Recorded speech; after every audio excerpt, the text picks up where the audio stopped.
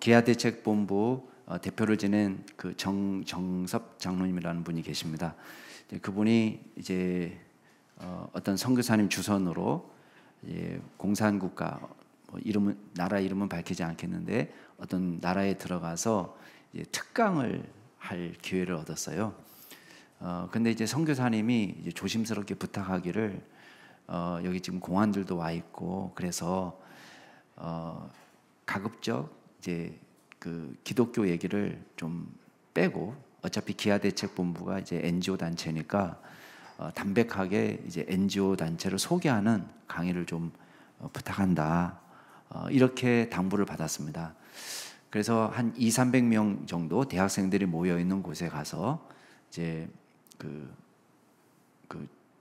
공산국가의 사범학교죠. 사범대학에 가가지고 이제 강의를 진행하는데 진짜 담백하게 기독교 얘기 싹 빼고 순전히 이제 그 NGO 단체에 대한 소개를 하고 어떻게 이제 발전 과정을 거쳐 왔는지에 대한 이야기를 했습니다. 근데 한 사람이 질문하는 거예요. 한 학생이 딱 손을 들고 이제 강의 끝난 다음에 질문할 게 있냐? 그랬더니 이 학생이 질문하기를 어떻게 그 단시간에 그렇게 빠른 시간으로 그 NGO 단체가 성장할 수 있었냐? 그러니까 이제 이 질문을 받으니까 답을 안 할 수가 없는 거예요. 그래서 이 장로님이 답을 하기를 내가 질문 받았기 때문에 말하지 않을 수밖에 없다. 이 단체가 급속하게 성장한 것을 자꾸 사람들이 내 리더십으로 착각하고 이야기하는데 절대 그런 게 아니다. 이 단체는 하나님의 은혜로 그 성장했다. 이제 그러니까 이제 좌중이 아주 찬물을 끼얹듯 조용해진 거죠. 내가 그 증거를 대겠다.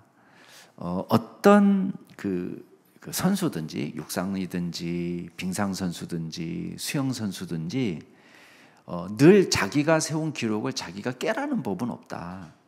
근데 10번이든 100번이든 간에 비슷하게는 한다. 그 기록에. 그죠?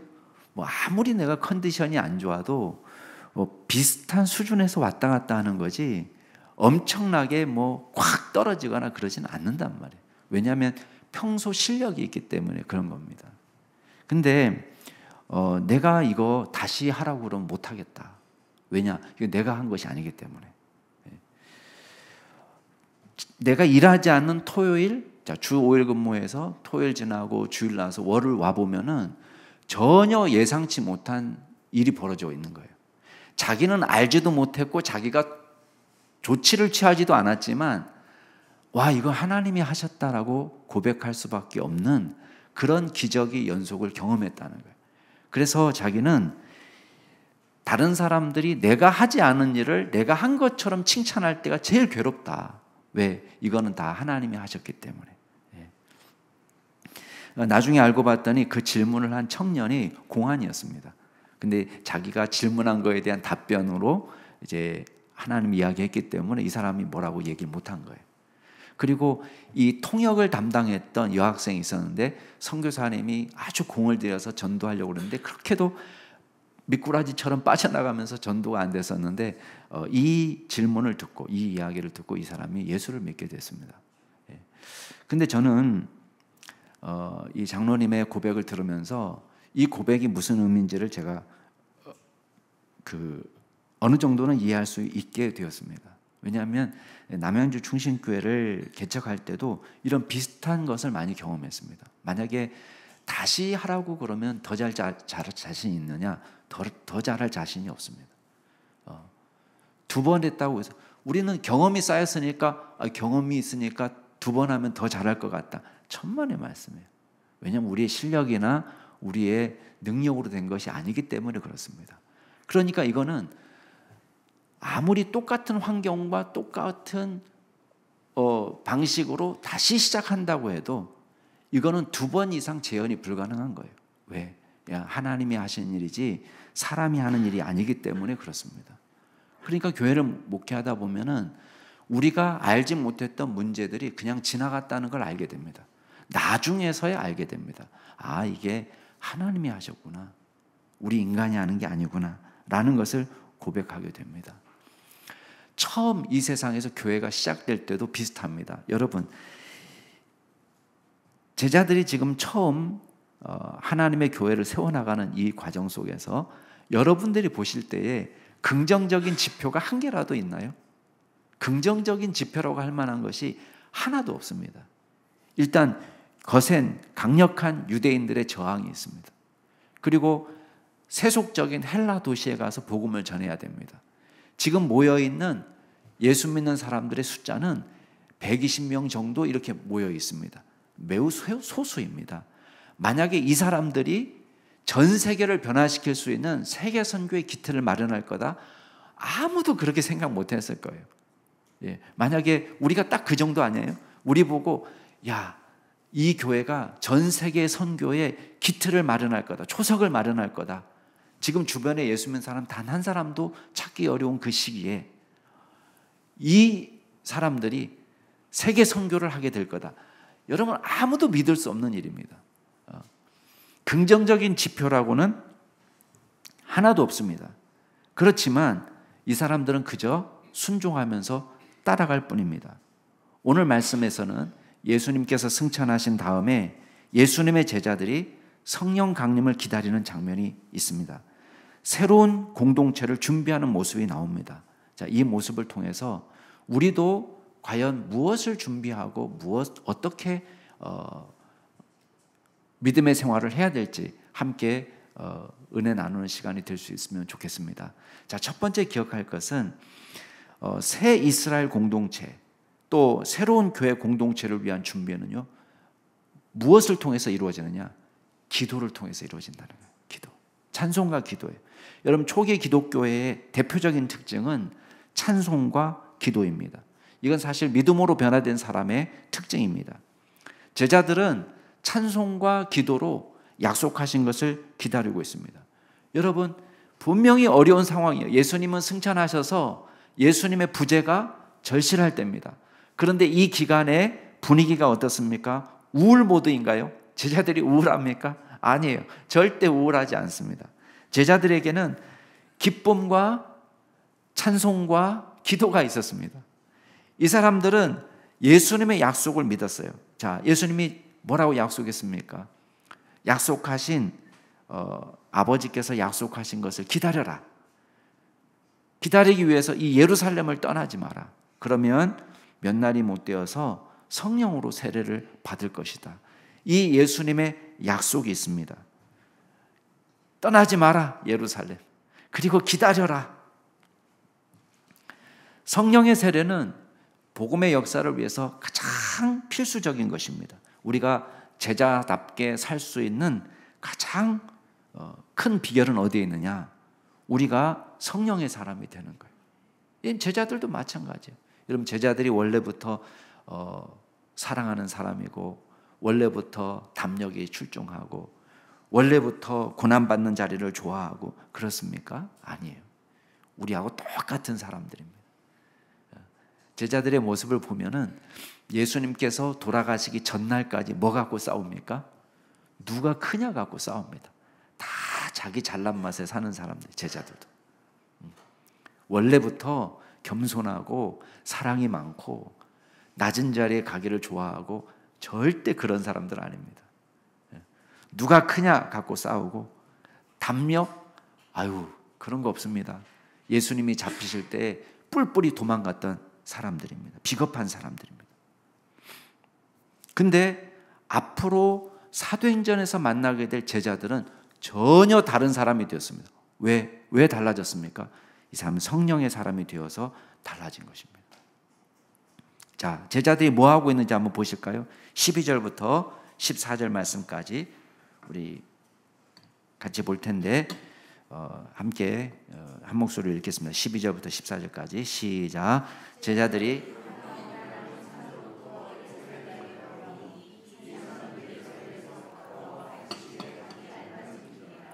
들어가 그들이 유하는 다락방으로 올라가니 베드로, 요한, 야고보, 안드레와 빌립, 도마와 바돌로메, 마테와 및 알페오의 아들 야고보, 셀롯인 시몬, 야고보의 아들 유다가 다 거기 있어 여자들과 예수의 어머니 마리아와 예수의 아우들과 더불어 마음을 같이하여 오로지 기도에 힘쓰더라.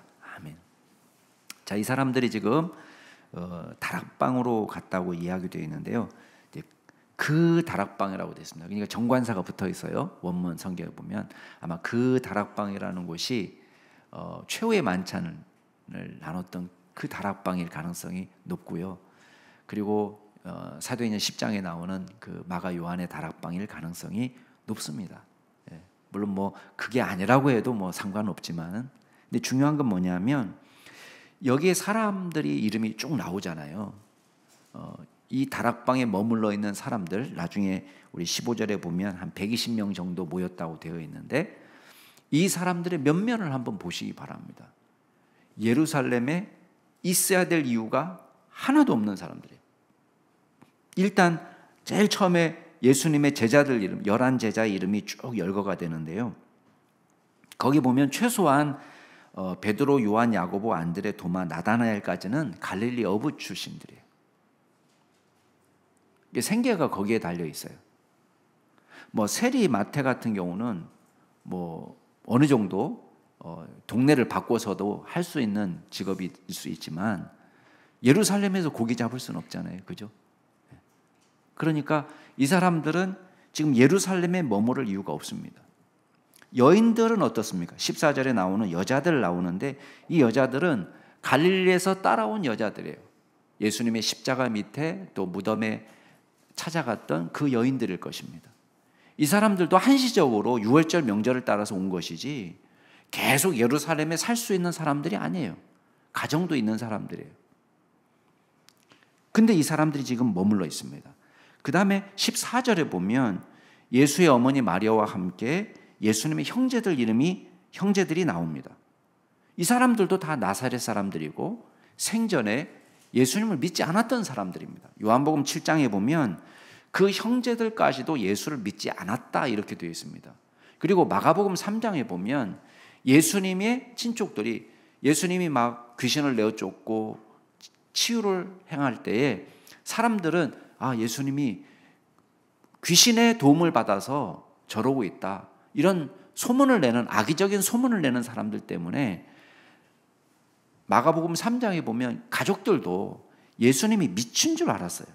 예수님을 붙잡으러 나왔다 그랬습니다. 왜냐하면 예수님의 형제들도 경건한 유대인이거든요. 그냥 막 산 사람들이 아니에요. 그러니까 경건한 유대인의 입장에서 자기 형님이 미쳤다고 그러니까, 귀신에 사로잡혔다고 그러니까 붙들러 나온 거예요.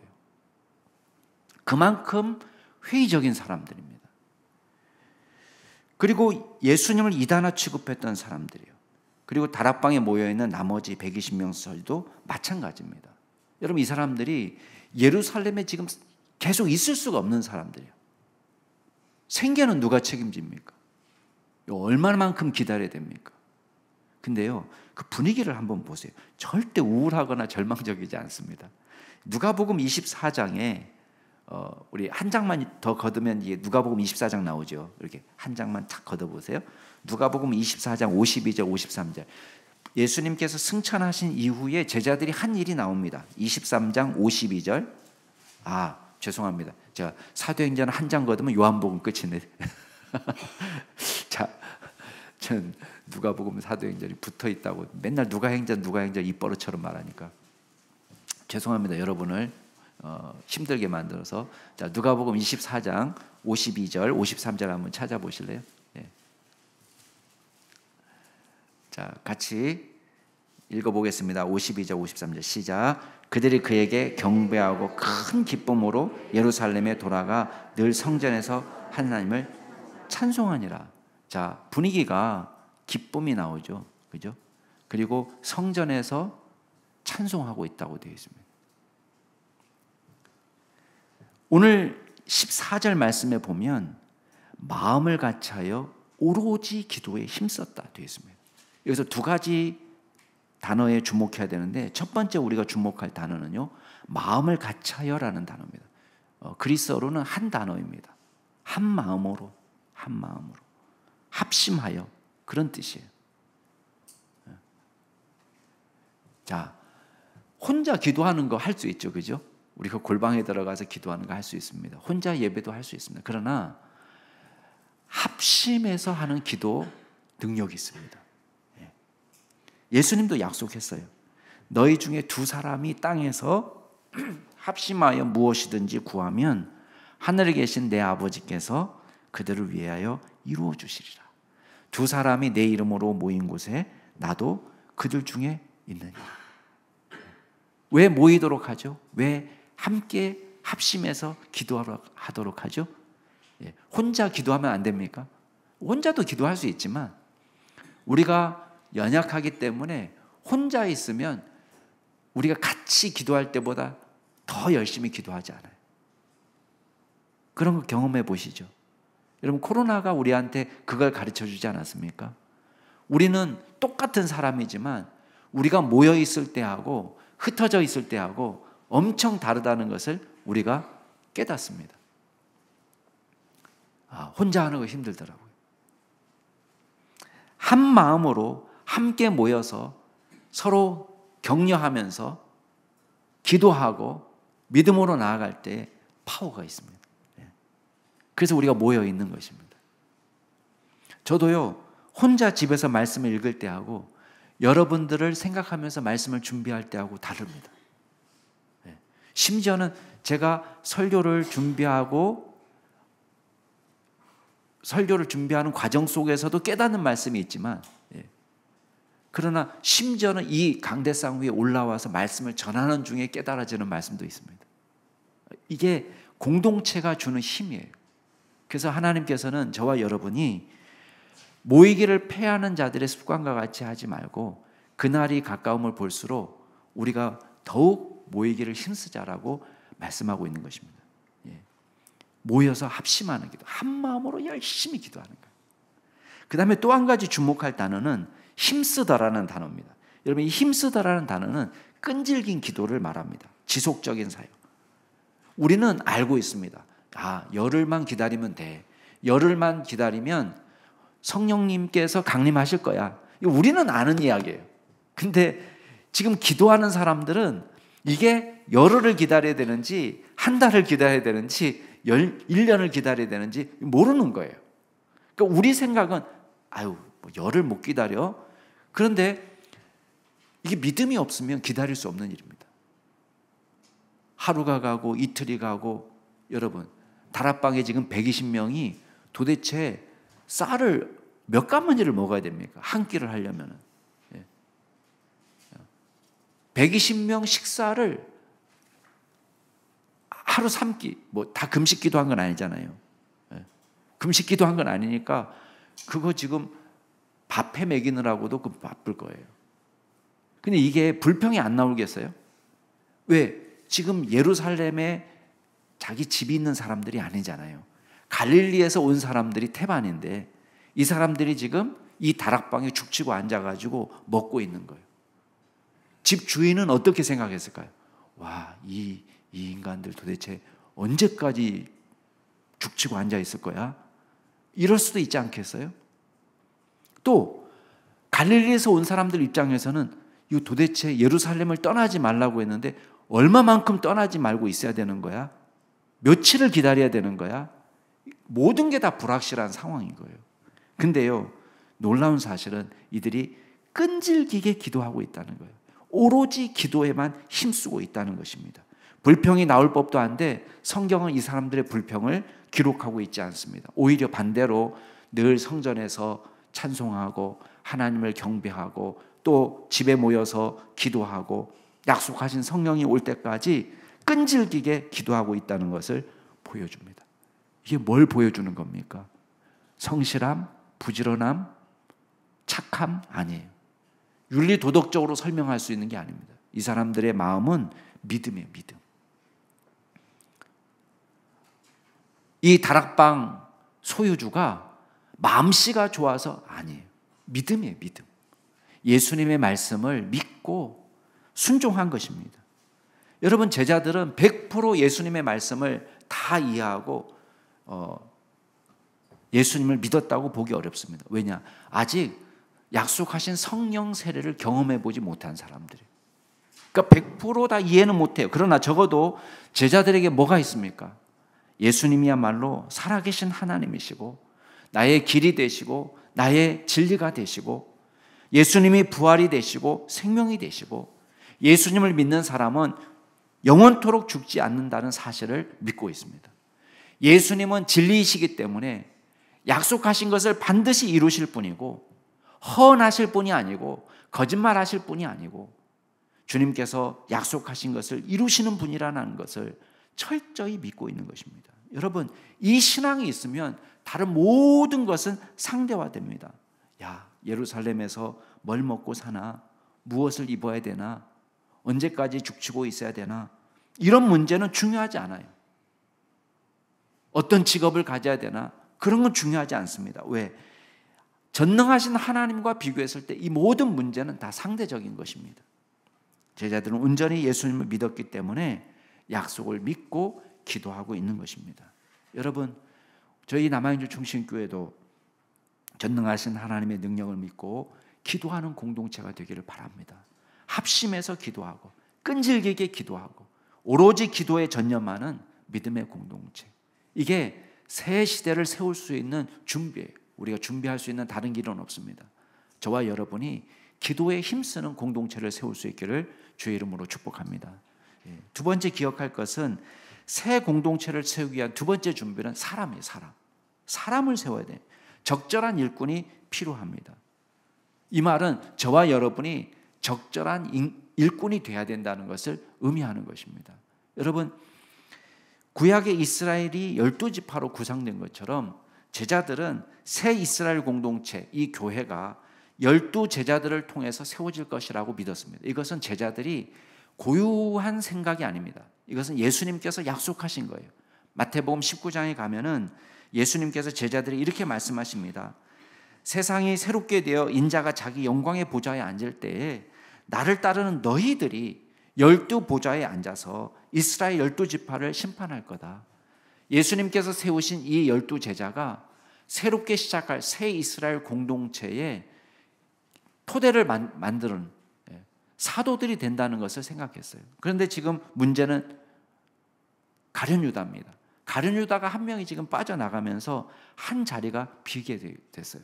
그래서 베드로는 오늘 일어나서 설교하면서 이 배반이 구약 성경에 이미 예언된 예언의 성취라고 설교하고 있습니다. 자, 좀 길지만 15절부터 20절 말씀까지 한번 읽어보겠습니다. 15절부터 20절까지 시작. 모인 무리의 수가 약 120명이나 되더라. 그때 베드로가 그 형제들 가운데 일어서서 이르되 형제들아, 성령이 다윗의 입을 통하여 예수 잡는 자들의 길잡이가 된 유다를 가리켜 미리 말씀하신 성경이 응하였으니 마땅하도다. 이 사람은 본래 우리 수 가운데 참여하여 이 직무의 한 부분을 맡았던 자라. 이 사람이 불의의 삭수로 밭을 사수 후에 몸이 곤두박질하여 배가 터져 창자가 다 흘러나온지라. 이 일이 예루살렘에 사는 모든 사람에게 알려져 그들의 말로는 그 밭을 아켈다마라 하니 이는 피밭이라는 뜻이라. 시편에 기록하였으되 그의 거처를 황폐하게 하시며 거기 거하는 자가 없게 하소서 하였고 또 일러서되 그의 직분을 타인이 취하게 하소서 하였도다. 아멘. 여기서 우리가 주목할 구절은 마지막 우리 20절 말씀에 베드로가 시편 말씀을 인용하고 있습니다. 시편 69편 말씀과 109편 말씀을 짬뽕한 것입니다. 두 가지를 합쳐놓은 건데 이 구절의 원래 의미는 그렇습니다. 다윗의 시편에 다윗이 까닭 없이 자기를 핍박하고 괴롭게 하는, 다윗은 여기서 의인의 대표가 되는 것이고, 그리고 그 원수들이 의인을 까닭 없이 핍박하는 장면이 나오는 거예요. 그때의 이 다윗의 기도가 그렇습니다. 나를 까닭 없이 판단하는 저 원수들, 나를 핍박하는 저 원수들의 거처가 황폐하게 하시고 거기 거하는 자가 없게 하십시오. 완전 황무지처럼. 그리고 그의 직분을 타인이 취하게 하십시오. 지금은 자기가 잘났다고 저러고 있는데 그 직분을 타인이 갖게 하십시오 라는 기도였어요. 근데 베드로는 이 다윗의 예언이 가룟 유다에게서 딱 들어맞는다라고 지금 설교하고 있는 것입니다. 그렇죠. 물론 가룟 유다가 직접 산 밭은 아닙니다. 가룟 유다가 죽은 다음에 이제 성전에다가 콱 뿌려놓고는 자기는 목매어서 자살했다고 마태복음 기록하고 있잖아요. 실제 아마 산 사람들은 제사장들이 이 밭을 샀을 거예요. 그러나 유다가 샀다라고 되어 있는 것은 유다의 돈으로 산 거이기 때문에 그렇습니다. 근데 그 땅이 어떤 땅이 되었습니까? 피밭이라는 이름으로 부르는 황폐화된 땅이 된 거예요. 유다는요, 예수님 팔아서 받은 은 30냥 써보지도 못하고 죽었습니다. 자기가 누려보지도 못했어요. 그 거처는 황폐하게 되었습니다. 그리고 그 직무는 이제 다른 사람에게 돌아가게 되었어요.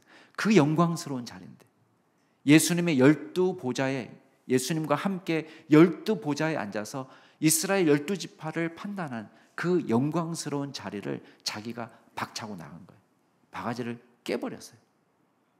그리고 두 가지 의미에서 피밭이라고 이름을 붙이게 됐습니다. 오늘 말씀에 보면은 유다가 여기서 떨어져 가지고 이제 창자가 나오면서 피가 쏟아져서 피밭이다. 마태복음의 기록과 이게 조화를 이루어 보면 아마도 처음에는 목을 매달아서 이제 자살하려고 했겠죠. 근데 아우구스티누스의 해석입니다. 나무 가지가 부러지면서 아마 낭떠러지로 떨어졌을 거예요. 그래서 오늘 본문과 같은 일이 궁극적으로 일어났을 거예요. 그런 의미에서의 피밭이에요.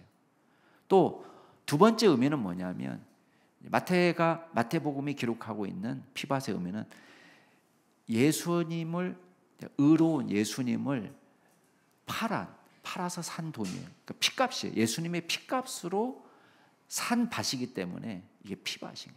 무죄한 자의 피를 흘려서 산 밭이기 때문에. 자, 가룟 유다는요, 가장 장래가 촉망받는 사람이었어요. 예수님의 제자 중에서도 참 유능하다고 인정받는 사람이에요. 이 사람은 예수님의 모든 기적을 보았습니다. 뿐만 아니라 자기도 기적의 현장에 직접 참여했습니다.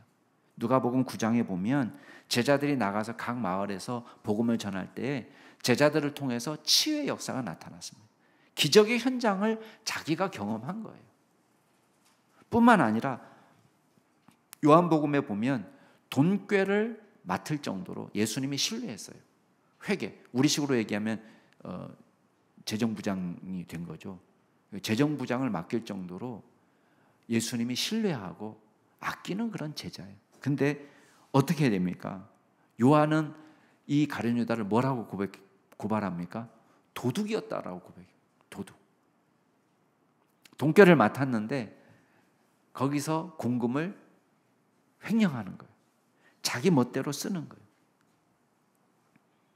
그 불신앙의 결말은 비극입니다. 세상적으로 유능하고 예수님의 신뢰를 받고 유능하니까 그것도 하지 않았겠어요? 기적의 현장에 있었던 이 사람, 결국은 예수님을 배반하는 사람이 되고 그 대가로 받은 은 30냥 써보지도 못하고 죽었습니다. 그 돈으로 구매된 그 땅에 살아보지도 못했습니다. 사도의 직분은 다른 사람에게 돌아가게 되었습니다. 여러분, 결국은 불신앙은요, 하나님의 복을 받을 수가 없습니다. 하나님의 공동체를 세우기 위해 필요한 준비가 뭐냐? 하나님의 사람이 있어야 돼요. 그럼 오늘 말씀을 보세요. 새 일꾼의 필요성을 언급하면서 그 자격을 이렇게 이야기합니다. 자, 21절, 22절 같이 한번 읽어볼까요? 기본 자격이에요. 21절부터 시작. 이러함으로 요한의 세례로부터 우리 가운데서 올려져 가신 날까지 주 예수께서 우리 가운데 출입하실 때에 항상 우리와 함께 다니던 사람 중에 하나를 세워 우리와 더불어 예수께서 부활하심을 증언할 사람이 되게 하여야 하리라 하거늘. 자, 여기서 두 가지 조건이 크게 언급됩니다. 자, 첫 번째 조건은 뭐죠? 역사적 예수의 목격자입니다. 예수님이 세례 받으실 때부터 승천하실 때까지 그 모든 과정에 제자들과 함께 동행했다. 예수님이 목격자, 예수님을 직접 보았던 사람, 체험했던 사람. 이게 첫 번째 자격 조건이에요.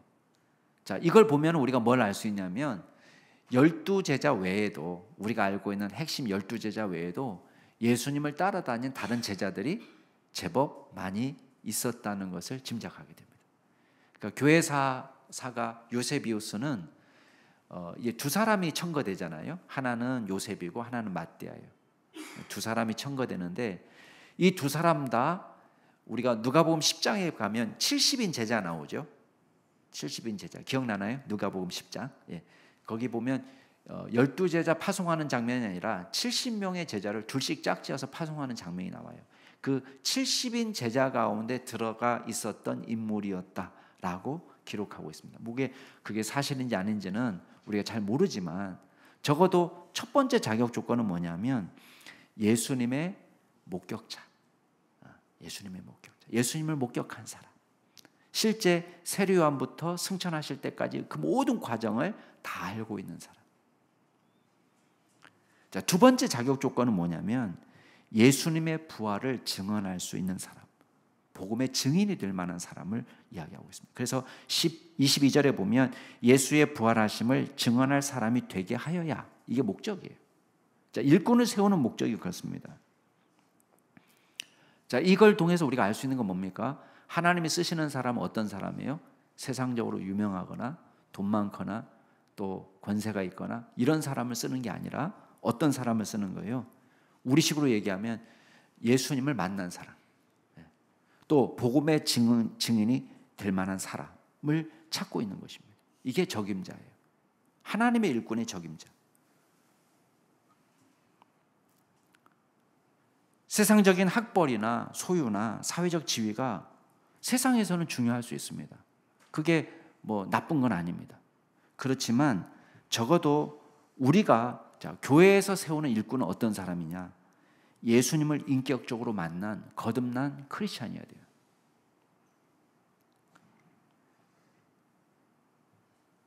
그리스도를 구주로 고백하는 진짜 그리스도의 제자, 하나님의 일꾼입니다. 우리도 마찬가지죠. 하나님의 일꾼으로 준비되려면 가장 중요한 준비는 뭐냐? 인격적으로 예수님을 만난 경험이 있어야 돼요. 교회 오래 다닌 게 아니라 성경대로 예수님의 언행을 믿고 예수님을 통해서만 죄 용서함을 받고 구원받을 수 있다는 것을 믿는 거예요. 구원받은 하나님의 자녀가 될 수 있는 유일한 길은 예수 그리스도를 통해서 예수를 믿음으로만 가능하다고 고백할 수 있는 사람, 이 사람이 예수님의 증인이 되고 부활의 증인이 될 수 있는 것입니다. 여러분, 신학교 나왔다고 이렇게 되는 게 아닙니다.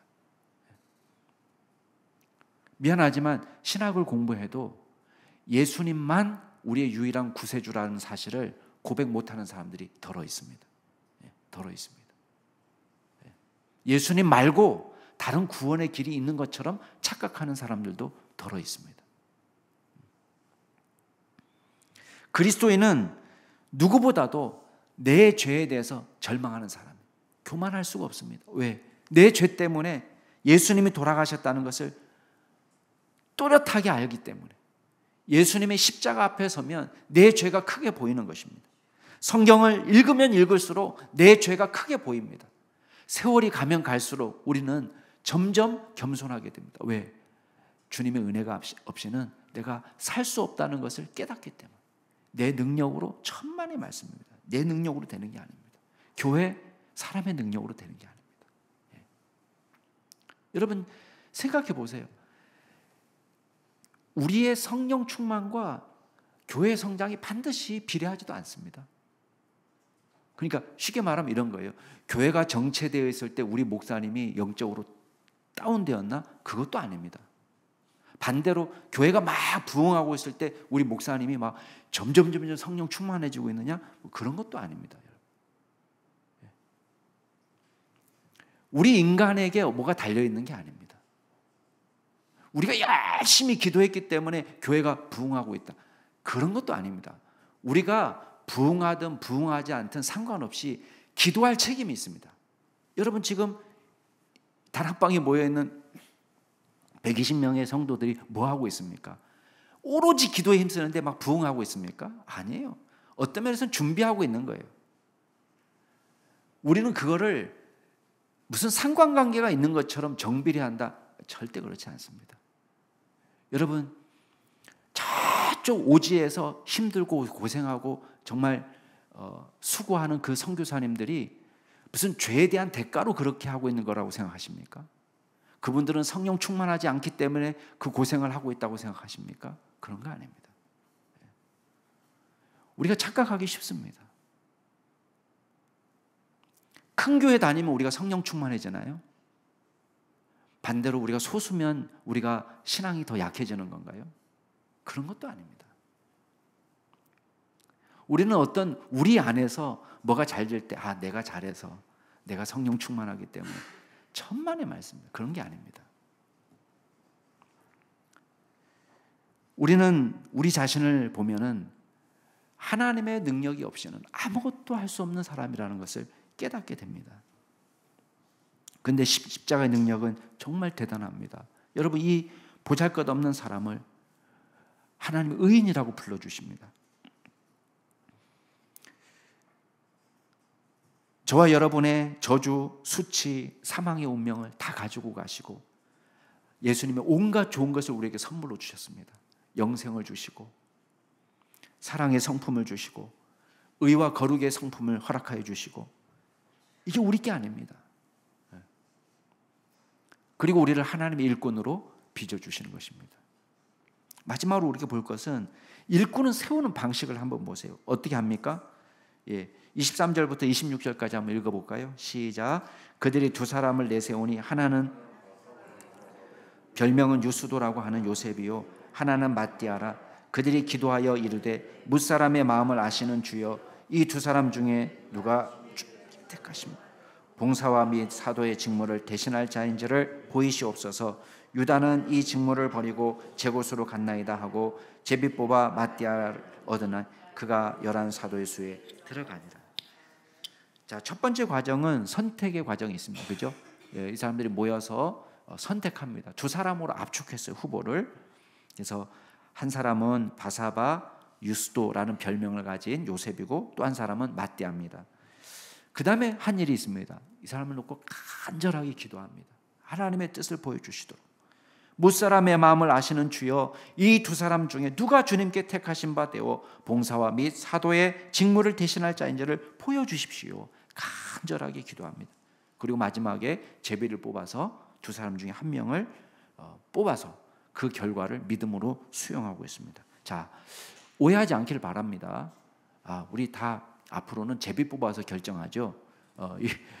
이렇게 말하시면 좀 오해가 있을 수 있습니다. 어떤 모 교단, 제가 교단 이름 말하지 않겠지만 이제 총회장 선거를 하는데 너무 금권 선거가 심한 거예요. 총회장 되기 위해서 막 정말 억 단위로 막 돈을 쓰고, 그래서 이게 너무 부작용이 심하다. 그래서 이제 제비 뽑기로 이제 하는, 지금은 그렇지 않는 걸로 알고 있는데 한시적으로 그런 적이 있었습니다. 근데 성경에는 다양한 방법이 나옵니다. 성경에 꼭 제비 뽑는 것만 나오는 게 아니라 오히려 이제 사도행전에서는 여기서 제비 뽑기 끝나고 그 다음부터는 이제 주로 선택한다, 택한다, 그런 단어가 나옵니다. 사도행전 14장에 가서도 장로들을 택하는 장면이 나오는데 거기서도 선택했다는 말이 나오고요. 그리고 디모데전서나 디도서에서도 감독이나 장로나 집사의 자격을 이야기하고 있습니다. 자격을 이야기한다는 것은 뽑을 때 이걸 잘 생각하고 분별해서 뽑으라는 얘기예요. 만약에 제비 뽑기로만 결정하는 거면 하나님이 다 알아서 걸러서 그냥 자격 요건을 하나님이 딱 알아서 제비 뽑게 하시는 것이다, 이렇게 보면 되겠지만 그게 아닌 거예요. 그래서 이제 디모데전서도 보면 정말 하나님이 택한 그 감독, 장로의 자격을 보면은 책망할 것이 없고 건강한 가정을 세우고 믿음의 가정을 세우고 신중하고 단정하고 손님 대접, 밥이라도 한 끼 잘 사고 밥 사는 거 좋아하고 가르치기를 잘하고 또 술을 즐기지 않고 구타하지 않고 또 관용을 베풀 줄 알고 또 다투지 않고 돈 사랑하지 않고 자녀들을 믿음으로 잘 양육하고 뭐 이런 조건들을 쫙 열거를 합니다. 그 말은 뭐냐면 그걸 잘 보고 잘 분별해서 이제 사람을 뽑는 거예요. 근데 여기서 주목할 것이 있습니다. 뭐냐면 방법은 어때도 상관없어요. 근데 꼭 빠지지 않는 것이 있습니다. 그게 뭔지 아세요? 그게 뭐예요? 제비를 뽑든 투표를 하든 꼭 빠지지 않는 게 뭐죠? 기도예요, 기도. 그리고 그 결과를 공동체가 기쁨으로 수용하는 거예요.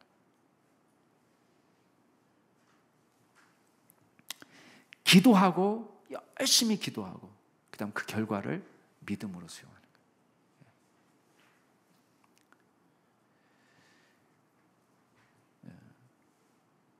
왜 맏대아가 됐을까? 요셉이 안 되고 왜 맏대아가 됐을까? 요셉은 별명도 막 2개씩이나 더 있는 걸로 봐서 유명세로 따지면 요셉이 더 유명했을 텐데 왜 맏대아가 됐을까? 모릅니다. 어떻게 알겠습니까, 우리가? 그러나 한 가지 분명한 것은 적어도 두 사람 다 자격이 되고 누가 돼도 상관없는 그 결과를 기도하고 하나님께 맡기고 나머지 공동체는 뭐가 어떻게 되는 거예요? 하나로 나아가는 거예요. 하나로. 사랑하는 우리 성도 여러분, 우리 초대교회 새 역사를 위해서 오늘 쉬어가는 장면이에요. 근데 이 시간을 어떻게 보내고 있습니까? 열흘 동안 성령 강림이 임하는 그 시기까지 뭐 하고 있습니까? 초기 공동체가요, 찬송하고 기도에 힘쓰고 있습니다. 우리가 볼 때는 아무 역사도 일어나지 않는 그 기간, 이 사람들은 더불어서 마음을 같이 하고 오로지 기도에 힘쓰는 사람이 되었습니다. 여러분, 우리가 기도할 시간이 바로 이때예요. 아무 일도 일어날 것 같지 않은 이때, 저와 여러분이 오로지 합심해서 기도에 힘쓰는 믿음의 종들이 될 수 있기를 바랍니다. 두 번째는 우리가 사람을 준비해야 돼요. 사람을 세우는, 우리가 준비된 일꾼이 되어야 됩니다. 여러분, 예수를 인격적으로 만나는 사람이 하나님 일꾼 될 수 있습니다. 여러분, 예수님 아직 만나지 않았다면 주님 만나주세요. 기도하세요. 이미 만나신 분입니까? 그러면 예수님을 증거하는 부활의 증인으로 우리를 부르셨다는 것을 기억하세요. 복음의 증인, 부활의 증인으로 저와 여러분을 불러주셨습니다. 우리가 주의 복음을 전하는 사명을 감당하면 됩니다. 여러분, 결과는 걱정하지 마세요. 그 사람이 변화돼야지 전도한 게 아닙니다. 우리가 증거했으면 전도한 거예요. 우리 애들도 친구를 전도하기 위해서 애를 쓰는데 걔가 변하지 않아서 너무 마음이 상해 있어요. 그래서 제가 잘했다. 변하지 않아도 전한 것은 네가 전도한 거야. 전도했으니까 네 사명을 다한 거다. 걱정하지 마라. 결과는 하나님께 맡기면 된다. 하나님께서 반드시 우리에게 좋은 밭을 만나게 해주신다. 그냥 전하고 있으면 맨날 길가만 만나는 게 아니라, 맨날 돌짝밭만 만나는 게 아니라 좋은 밭을 만나게 하신다. 걱정하지 말고 우리가 만난 예수님, 우리가 알고 있는 예수님을 부지런히 전하는 부활의 증인으로 살 수 있기를 주의 이름으로 축복합니다. 같이 한번 기도하겠습니다. 이 시간 두 가지만 놓고 기도하겠습니다. 하나님, 합심하여 끈기 있게 기도하는 끈기 있게 기도하는 우리 교회가 되게 하옵소서. 우리 자신을 위해서 기도하시고요. 두 번째 기도하실 때는 예수 믿고 만난, 체험한 그 좋은 예수님, 부활의 주님을 우리가 증거하는 증인의 삶을 살게 하여 주옵소서. 우리 두 가지만 놓고 함께 동성으로 기도하시겠습니다. 존귀하신 하나님 아버지, 주님께서 우리를 기억하여 주시고 붙잡아 주시니 감사드립니다.